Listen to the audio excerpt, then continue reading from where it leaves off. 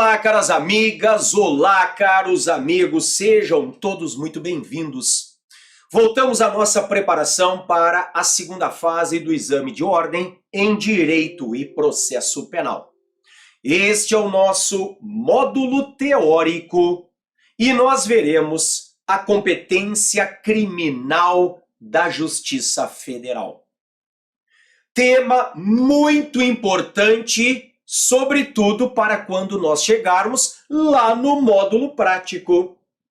Você terá que saber se vai endereçar a peça para um delegado de polícia civil ou para um delegado federal, para um juiz de direito ou para um juiz federal, para um tribunal de justiça, Câmara Criminal, ou para um tribunal regional federal, turma criminal. Então nós temos que compreender a competência criminal da Justiça Federal. Eu começo te lembrando que no processo penal brasileiro há 3 espécies de competência. Em razão do lugar é a territorial, que é relativa. Em razão da matéria é aquela em razão da natureza da infração, que é absoluta. E em razão da pessoa é o foro privilegiado, que também é uma competência absoluta. Bom, em razão da matéria, nós temos a competência do tribunal do júri. Julgar os crimes dolosos contra a vida e os conexos. A competência criminal da justiça eleitoral. Julgar os crimes eleitorais e os conexos. A competência criminal da justiça militar. Julgar os crimes militares, mas não os conexos. A justiça militar não julga os conexos. Súmula 90 do STJ. E aí nós chegamos na competência criminal da Justiça Federal. Eu quero que você lembre da súmula 122 do STJ. Compete à Justiça Federal o processo e julgamento unificado dos crimes conexos de competência federal e estadual, não se aplicando a regra do artigo 78, 2A do CPP. Pensa comigo, eu tenho um crime de competência estadual e eu tenho um outro crime de competência federal. Os dois estão em conexão, ou seja, eles foram praticados no mesmo contexto fático. A competência é federal. Não se aplica o 78.2A, ou seja, o lugar do crime com maior pena. Quer ver uma coisa? Vem para a tela comigo. Abriu o CPP. Dentro do CPP, eu estou pulando para o 78. Na determinação da competência por conexão ou continência serão observadas as seguintes regras. 2A. No concurso de jurisdições da mesma categoria, letra A, preponderará a do lugar da infração a qual for combinada a pena mais grave. Você não aplica o 78.2A. Veja de novo o que diz a súmula 122. Compete à Justiça Federal o processo e julgamento unificado dos crimes conexos de competência federal e estadual, não se aplicando a regra do 78.2A do CPP. Veja, mesmo que o crime de competência estadual tenha pena maior do que o crime de competência federal, vai tudo para a esfera federal. Não se aplica o 78.2A. É importante esta súmula, né? Súmula 122 do STJ. Lembre, competência criminal da Justiça Federal. A Justiça Federal é expressa e taxativa. Por que ela é expressa? Porque os seus casos estão expressamente dispostos no artigo 109 da Constituição. E ela é taxativa porque o 109 não pode ser ampliado. Ou seja, o rol é taxativo. Só vai para a Justiça Federal o que está no 109 da Constituição. E acabou. Portanto, veja de novo, a Justiça Federal é expressa e taxativa. É expressa por quê? Porque os seus casos de incidência estão expressamente dispostos no artigo 109 da nossa Carta Magna. E é taxativa porque o 109 não pode ser ampliado. O que nós faremos agora? Nós vamos para o 109 e eu vou te mostrar tudo o que interessa para a competência criminal, só os incisos de processo penal. Combinado? Vem comigo, Constituição. Dentro da Constituição, eu estou abrindo o 109.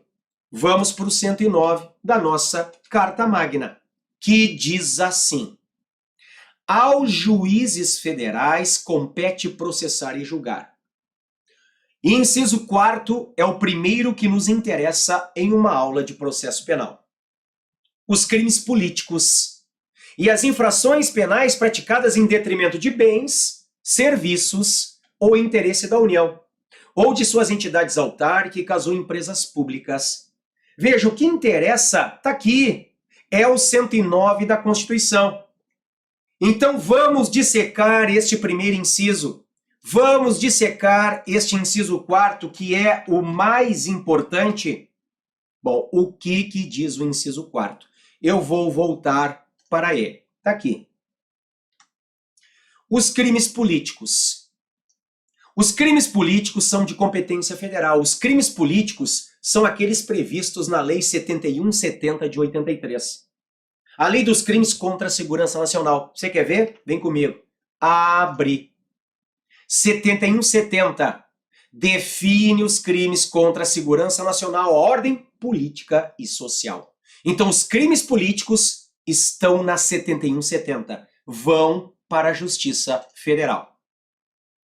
Depois, as infrações penais praticadas em detrimento de bens, serviços ou interesse da União. Deixa eu parar aqui. Por exemplo, é serviço da União a emissão da moeda pelo Banco Central. É por isso que o crime de moeda falsa vai para a esfera federal. O artigo 289 do Código Penal. O crime de moeda falsa é de competência federal, porque compete à União emitir a moeda pelo Banco Central. Outro exemplo, vem para a tela comigo. Terrorismo. Está na tela a Lei de Terrorismo, a 13.260 de 2016. Olhe o que diz a Lei de Terrorismo no artigo 11.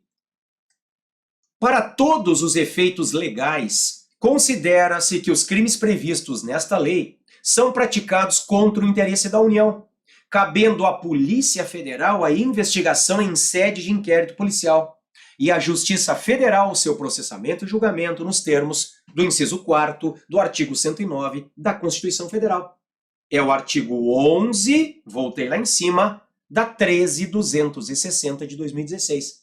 Então, é um exemplo de interesse da União. E aí o inciso 4º continua, ou de suas entidades autárquicas ou empresas públicas.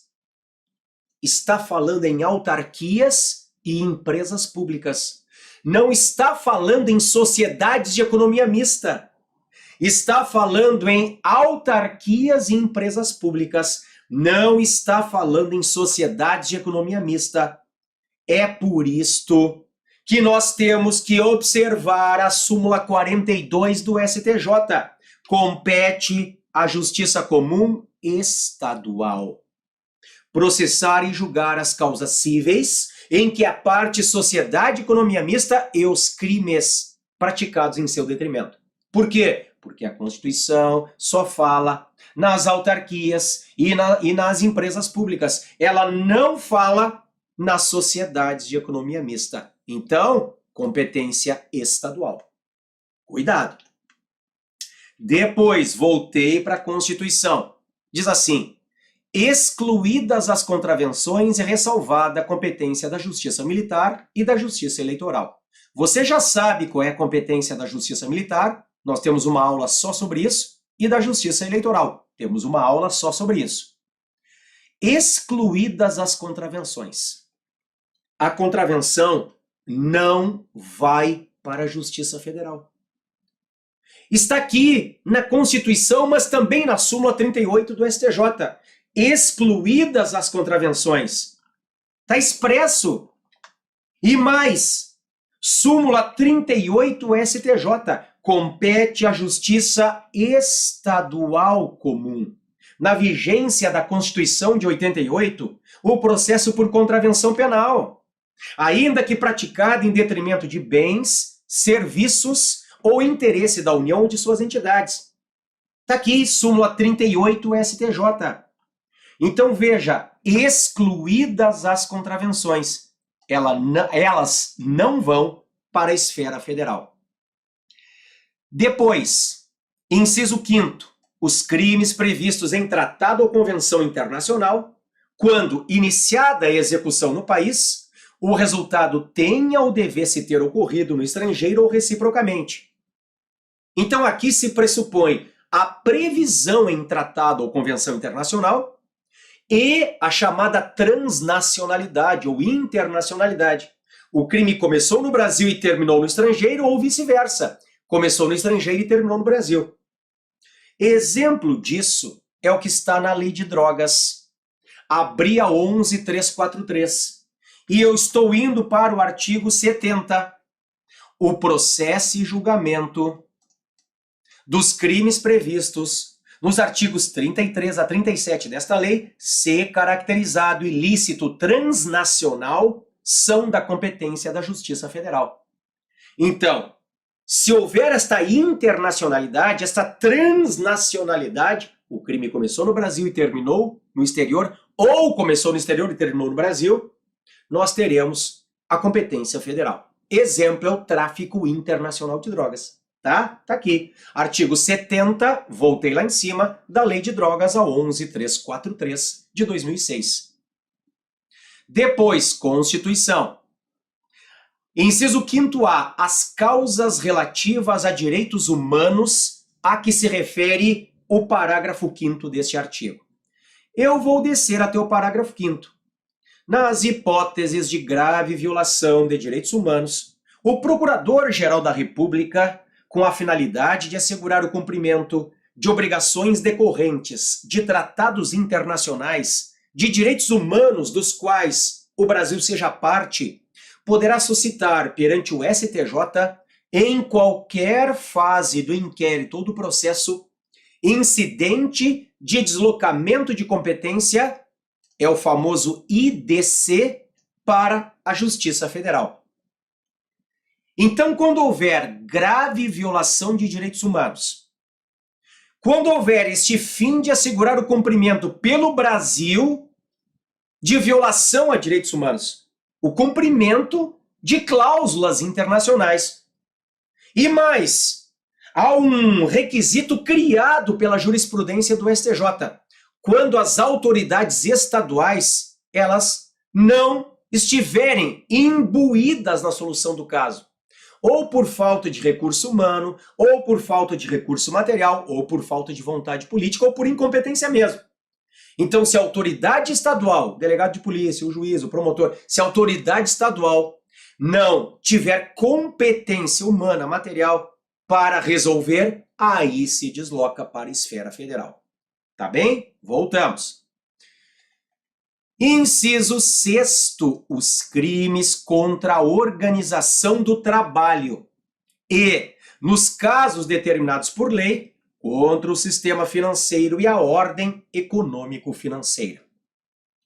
Contra a organização do trabalho são aqueles crimes, minhas amigas e meus amigos, que estão entre o artigo 197 e 207 do Código Penal.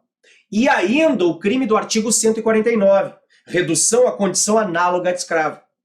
Agora, a jurisprudência dos tribunais superiores vai dizer que se atrai a competência federal quando há uma violação a um direito coletivo, a uma classe inteira de trabalhadores.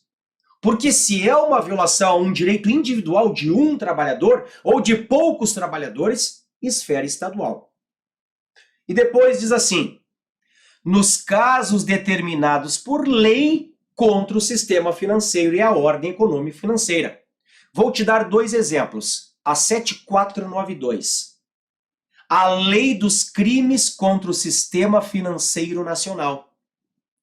Olha o que diz a 7492 no seu artigo 26. A ação penal nos crimes previstos nesta lei será promovida pelo MPF perante a Justiça Federal. Tá aqui, 26, Justiça Federal, da 7492, crimes contra o Sistema Financeiro Nacional.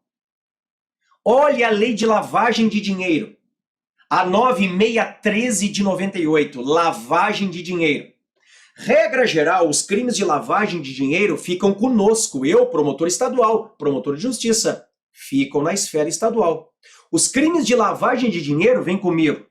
Só vão para a esfera federal, diz o artigo 2º, nestes dois casos do inciso 3º, são da competência da Justiça Federal.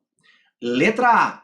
Quando praticados contra o sistema financeiro e a ordem econômico-financeira, ou em detrimento de bens, serviços ou interesse da União, ou de suas entidades autárquicas ou empresas públicas.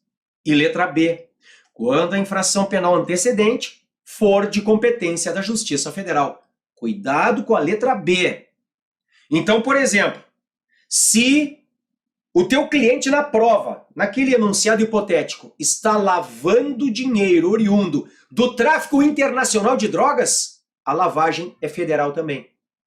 Veja, se o crime antecedente é federal, a lavagem do dinheiro oriundo daquele crime é federal também. É o que está aqui na letra B. Tá? Lei de lavagem, a 9613 de 98. Voltei para a Constituição. Depois, os crimes cometidos a bordo de navios ou aeronaves, ressalvada a competência da Justiça Militar. Você já sabe qual é a competência militar. Navios. A jurisprudência dos tribunais superiores diz que deve ser uma embarcação de grande porte, ou seja, aquela que tem condições de navegar por águas internacionais. Agora, os aviões, a lei fala, a Constituição fala em aeronaves, os aviões, qualquer aeronave, independente da capacidade do tamanho, crime cometido dentro de aeronave, competência federal. E atenção, ainda que esteja no solo aterrissada. Se for dentro da aeronave, competência federal. E por fim, disputa sobre direitos indígenas. Cuidado! Não é crime praticado por índio ou contra índio. Se for crime praticado por índio ou contra índio, estadual. É a súmula 140 do STJ. Vem comigo e eu te mostro. Tá aqui, ó. Súmula do STJ, não é esta, tá aqui, 140. Súmula 140. Compete à Justiça Comum Estadual processar e julgar crime em que o indígena figure como autor ou como vítima. Então, se for crime praticado por índio ou contra índio, estadual, súmula 140. A Constituição fala disputa sobre direitos indígenas. Aí, sim, a competência será federal. Ok. Voltamos com a nossa preparação para a segunda fase do exame de ordem em Direito e Processo Penal. Este é o nosso módulo prático e nós veremos a apelação que caiu no 30º exame de ordem. Qual é o ciclo? Em que fase que nós estamos aqui? Depois da sentença, mas antes do trânsito em julgado. E muita atenção! A apelação é uma das peças mais importantes pela sua grande incidência na segunda fase em penal. Aliás, quais são as peças que mais caíram até hoje? O RESE, recurso em sentido estrito. Memoriais, a RA, resposta à acusação. O agravo em execução, agravo da LEP. Agora, nenhum deles caiu tanto quanto a apelação. A apelação é a campeã e incidências na nossa segunda fase. Então vamos ver o que foi cobrado neste 30º exame de ordem. É muito importante que você veja o que caiu, como caiu, se havia alguma pegadinha no enunciado, porque isto se repete depois em outros exames. Qual foi o padrão de resposta? Os critérios utilizados pela FGV quando corrigiu, para nós depois montarmos uma peça tecnicamente perfeita. Vamos lá então, aqui comigo. No 30º exame de ordem veio assim: Carlos, primário e de bons antecedentes, 45 anos, foi denunciado como incurso nas sanções penais dos artigos 302 da Lei 9.503 de 97, por 2 vezes, e 303 do mesmo diploma legal. Deixa eu parar aqui um pouquinho. A Lei 9.503 de 97 é o CTB, o Código de Trânsito Brasileiro. O 302 é o crime de homicídio culposo e o 303 de lesão corporal culposa na direção de veículo automotor. Vamos lá. De acordo com a denúncia, no dia 8 de julho de 2017, em São Gonçalo, Rio de Janeiro, na direção de veículo automotor, com imprudência, guarde isto, em razão do excesso de velocidade, colidiu com o veículo em que estavam Júlio e Mário, este com 9 anos, causando lesões que foram a causa eficiente da morte de ambos. Consta ainda da inicial acusatória que, em decorrência da mesma colisão, ficou lesionado Pedro, que passava pelo local com a sua bicicleta e foi atingido pelo veículo em alta velocidade de carros. Então nós temos aqui na denúncia 3 vítimas, 2 fatais, Júlio e Mário, e uma, o Pedro, que sofreu lesão corporal culposa. Lembrando que a lesão culposa, ela exige a representação da vítima. Como regra, há exceções. Por exemplo, na Maria da Penha tem exceção. Mas, regra geral, a vítima tem que representar. Está no artigo 88 da Lei 9.099. Vem comigo. As mortes de Júlio e Mário foram atestadas por auto de exame cadavérico, enquanto Pedro foi atendido em um hospital público, de onde se retirou sem ser notado, razão pela qual foi elaborado o laudo indireto de corpo de delito com base no boletim de atendimento médico. Pedro nunca compareceu em sede policial para narrar o ocorrido e nem ao Instituto Médico Legal, apesar de testemunhas presenciais confirmarem as lesões sofridas. No curso da instrução foram ouvidas testemunhas presenciais, não sendo Pedro localizado.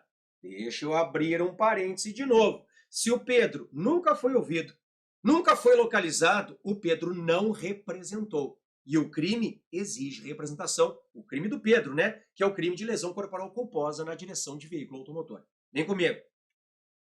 Em seu interrogatório, Carlos negou estar em excesso de velocidade, esclarecendo que perdeu o controle do carro em razão de um buraco existente na via. Foi acostado exame pericial realizado nos automóveis e no local, concluindo que realmente não houve excesso de velocidade por parte de Carlos e que havia o buraco mencionado na pista.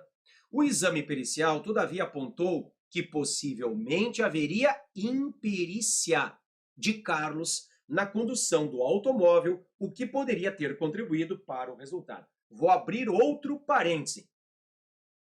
São 3 as modalidades de culpa. Estão no artigo 18, inciso 2º do Código Penal: a imprudência, a negligência e a imperícia.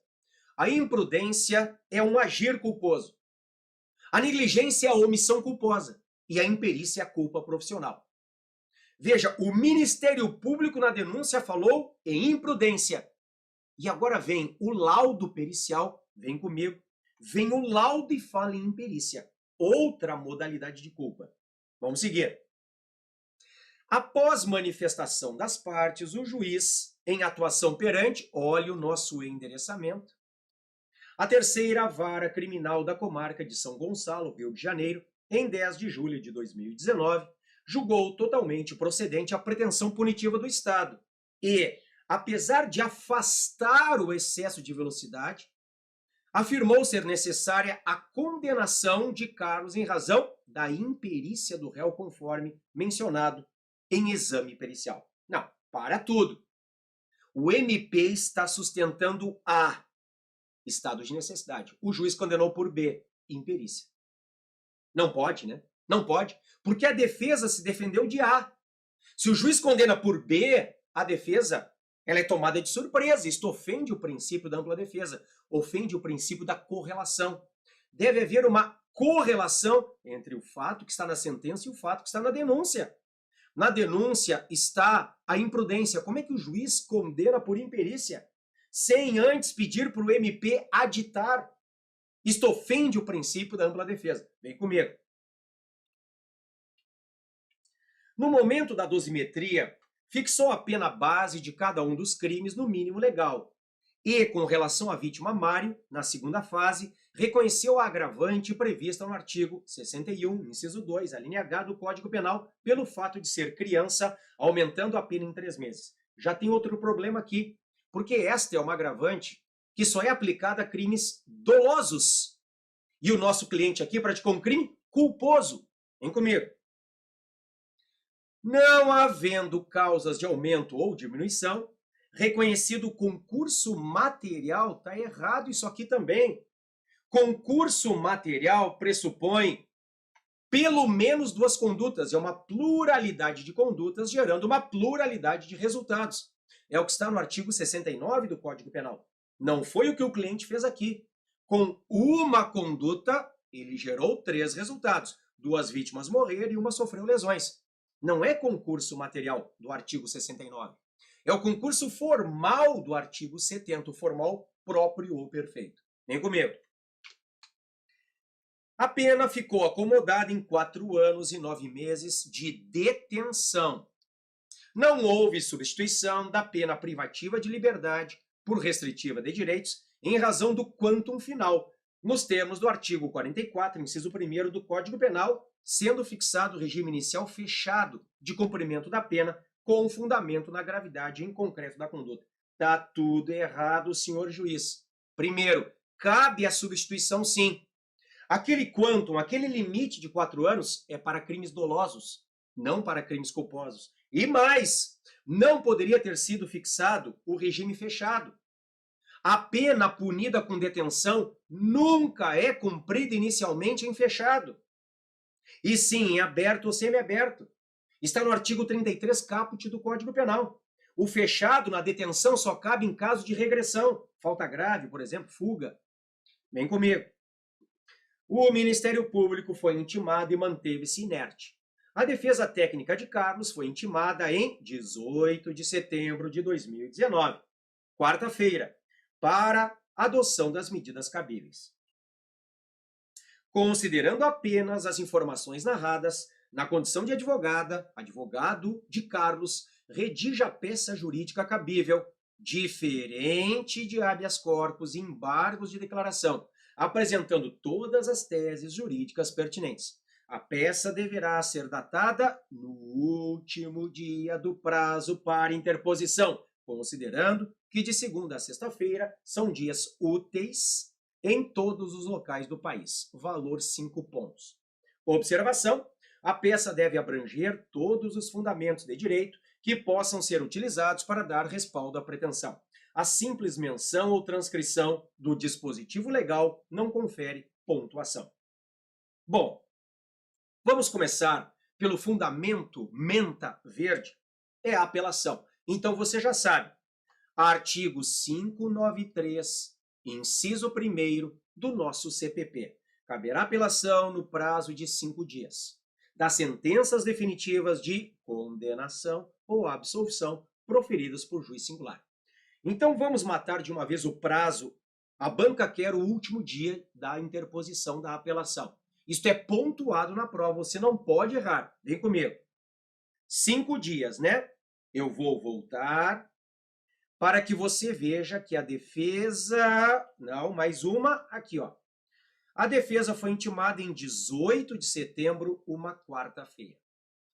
Você, no rascunho, vai fazer o nosso mini calendário. Segunda, terça, quarta, quinta, sexta, sábado e domingo.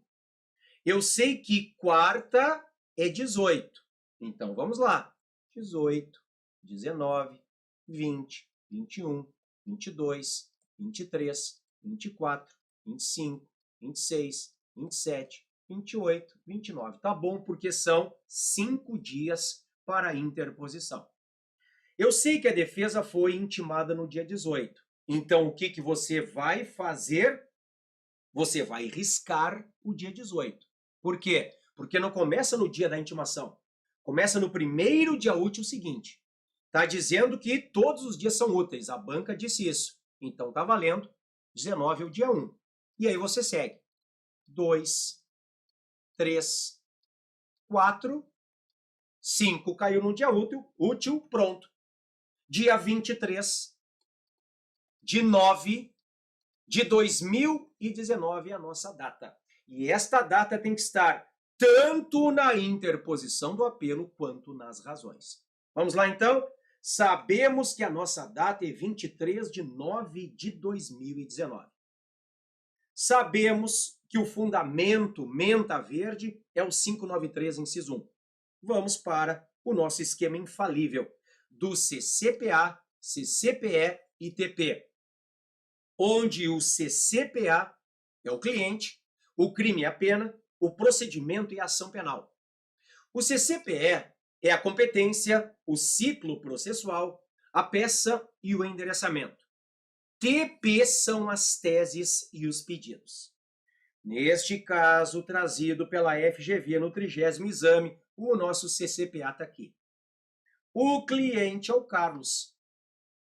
Os crimes imputados a ele: homicídio culposo no CTB, lesão culposa no CTB, temos ali as penas. Procedimento comum ordinário, ação penal pública incondicionada para o homicídio e pública condicionada para a lesão. Matamos o CCPA, vamos ao CCPE. A competência da Justiça Estadual, fase recursal, tanto que é uma apelação, e o endereçamento, a interposição para o juiz que prolatou a decisão. A banca disse que era o juiz de direito da 3ª Vara Criminal da Comarca de São Gonçalo /RJ. Portanto, as razões vão para o TJRJ. Teses e pedidos. Conhecimento do recurso, extinção da punibilidade no crime de lesão, porque a vítima não representou, a absolvição em relação aos crimes de homicídio, não houve imprudência do réu, e há também ofensa ao princípio da correlação, afastamento da agravante, os crimes não são dolosos, afastamento do concurso material de crimes, regime aberto ou semiaberto, substituição da pena privativa de liberdade por pena restritiva de direitos, e o prazo nós já vimos, 23/9/2019. Pronto! Nós temos aqui todas as informações. Por isso a importância do CCPA, CCPE e TP. Você terá todas as informações para ir direto ao caderno oficial e fazer a peça. Na primeira folha, a interposição. Vira e depois nas outras, as razões. Interposição para o juiz, razões para o tribunal. Vem comigo. Chegamos na interposição. Excelentíssimo senhor doutor, juiz de direito da 3ª Vara Criminal da Comarca de São Gonçalo. Isto está no enunciado. 1, 2, 3, 4, 5 espaços. Processo número, eu não invento, 3 pontinhos. 1, 2, 3, 4, 5 espaços. Faço o recuo à direita, coloco o nome do cliente em caixa alta, eu não invento sobrenome, Carlos, já qualificado, está qualificado desde a denúncia, não precisa qualificá-lo de novo. Nos autos da ação penal que lhe move o Ministério Público, por seu procurador firmatário, procuração anexa, folha, 3 pontinhos, vem a presença de Vossa Excelência com fundamento, olha o fundamento menta verde, no artigo 593, inciso 1º do Código de Processo Penal, interpor, recurso é interposto, em caixa alta, recurso de apelação. É o nome da peça.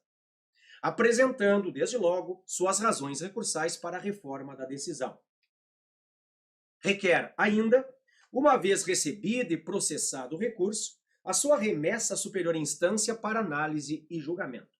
Colocamos um espaço, nesses termos, vírgula, pede deferimento, espaço, local 3 pontinhos, sem inventar, a data que a banca pediu, espaço, advogado 3 pontinhos, OAB 3 pontinhos. Pronto. Já matamos a interposição dirigida ao juiz. Agora nós vamos para as razões, que são dirigidas ao tribunal. Como é comarca de São Gonçalo, é o TJ do Rio de Janeiro. Olha comigo. Egrégio Tribunal de Justiça do Estado do Rio de Janeiro. Colenda Câmara Criminal, espaço. Processo criminal número, eu não sei qual é, não vem no enunciado, não invento. Espaço. Apelante Carlos, apelado Ministério Público, sempre com espaços, e aí nós colocamos razões de recurso de apelação. Um dos fatos. O apelante foi denunciado pelo Ministério Público pela prática dos crimes de homicídio culposo, 2 vezes, e lesão culposa, praticados na direção de veículo automotor, tipificados, respectivamente, nos artigos 302 e 303 da Lei 9.503 de 97, o CTB, em concurso material.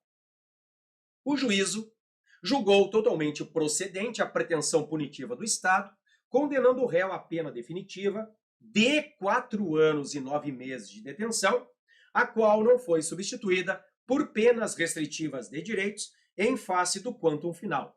O regime fixado em sentença foi o inicial fechado. A defesa foi intimada na data de 18 de setembro de 2019. 2 do direito, 2.1, da extinção da punibilidade em relação ao crime de lesão corporal. Deve ser extinta a punibilidade do réu em relação ao delito de lesão corporal praticada na direção de veículo automotor, uma vez que não houve representação por parte da vítima, condição que é indispensável para o oferecimento da denúncia. Com efeito, o artigo 291, parágrafo 1º da Lei 9.503, refere que é aplicado ao crime previsto no artigo 303 do CTB o artigo 88 da Lei 9.099, que exige a representação do ofendido nos crimes de lesão corporal leve ou culposa. Ocorre que, como demonstram os autos, a vítima Pedro nunca compareceu à delegacia de polícia ou mesmo em juízo, não havendo qualquer circunstância a indicar que ela tinha interesse em ver o apelante responsabilizado criminalmente. Dessa forma, passados mais de 6 meses da identificação da autoria, houve decadência, nos termos do artigo 38 do Código de Processo Penal, que funciona como causa de extinção da punibilidade, conforme disposto no artigo 107, inciso 4º do Código Penal. 2.2 da absolvição em relação aos crimes de homicídio culposo. Tanto a sentença condenatória quanto a perícia acostada aos autos reconhecem não ter ocorrido imprudência, sim, eles falam em imperícia, né? Por parte do réu em razão de excesso de velocidade. Registre-se que a denúncia imputada ao réu, a denúncia imputa ao réu a prática de crimes culposos por imprudência e não por imperícia. Assim, não poderia o magistrado ter condenado o recorrente com fundamento na imperícia, o que representa clara ofensa ao princípio da correlação. Recorde-se que o Ministério Público em nenhum momento aditou a denúncia para incluir a referida modalidade de culpa reconhecida pelo juízo. Dessa forma, não havendo prova da conduta imputada ao apelante na inicial acusatória, este deve ser absolvido, com fundamento no artigo 386, inciso 7º do Código de Processo Penal. 2.3. Do afastamento da agravante. Subsidiariamente, caso mantida a condenação, requer, na segunda fase do processo dosimétrico, o afastamento da agravante prevista no artigo 61, inciso 2º, a linha H, do Código Penal, uma vez que esta somente pode ser aplicada aos crimes dolosos. Quis a lei punir mais severamente aquele que dolosamente pratica crime contra a criança. Ocorre que, na hipótese de crime culposo, não há que se falar em agravante, sob pena de responsabilidade penal objetiva. Depois, 2.4, do afastamento do concurso material de crimes. deve ser afastado o reconhecimento do concurso material de crimes, já que o apelado, com uma única conduta, causou mais de um resultado. Assim, aplica-se a regra do artigo 70 do Código Penal, concurso formal, em detrimento do artigo 69 do CP, concurso material, devendo haver exasperação da pena mais grave e não a soma das penas aplicadas. 2.5. Do afastamento do regime inicial fechado. Por outro lado, ainda que mantida a condenação, não poderia ser aplicado o regime inicial fechado, e sim o aberto ou o semiaberto, pois o artigo 33 caput do Código Penal não admite, em nenhuma hipótese, que seja aplicado o regime inicial fechado ao delito punido unicamente com pena de detenção, como ocorre nos crimes culposos do CTB, Lei 9.503 de 97. 2.6. Da substituição da pena privativa de liberdade por penas restritivas de direitos. Por fim, verifica-se que é cabível a substituição da pena privativa de liberdade por restritiva de direitos, independentemente do quantum de pena aplicada, já que o limite do artigo 44, inciso 1º do Código Penal, aplica-se somente aos crimes dolosos. Chegamos no ponto 3 dos pedidos. Ante o exposto requer, letra A, o conhecimento do presente apelo, letra B, preliminarmente, a declaração de extinção da punibilidade em relação ao crime de lesão corporal culposa, com fundamento no artigo 107, inciso 4º do Código Penal. Então, veja, eu pedi o conhecimento, trouxe a minha preliminar e agora eu vou pedir o provimento no mérito. Letra C, o seu provimento, para o fim de ser absolvido pelos crimes de homicídio culposo, com fundamento no artigo 386, inciso 7º do Código de Processo Penal. Letra D, em relação à pena. D.1, o afastamento da agravante em razão da idade da vítima, a qual somente pode ser aplicada aos crimes dolosos. D.2, o afastamento do concurso material de crimes, devendo ser reconhecido o concurso formal de delitos nos termos do artigo 70 do Código Penal. D.3, o afastamento do regime inicial fechado, o qual não pode ser aplicado aos crimes punidos exclusivamente com pena de detenção, nos termos do artigo 33 do Código Penal. D.4, a substituição da pena privativa de liberdade por restritiva de direitos, pois o limite do quantum de pena do artigo 44, inciso 1 do Código Penal é aplicável exclusivamente aos crimes dolosos. E aí vamos para o fechamento sempre da mesma forma. Nesses termos, vírgula pede deferimento. Espaços, local, 3 pontinhos, 23 de setembro de 2019, a data que a banca pediu, o último dia, os mesmos espaços, advogado, 3 pontinhos, OAB, 3 pontinhos. Pronto! Fizemos mais uma peça tecnicamente perfeita. Uma peça para uma nota máxima.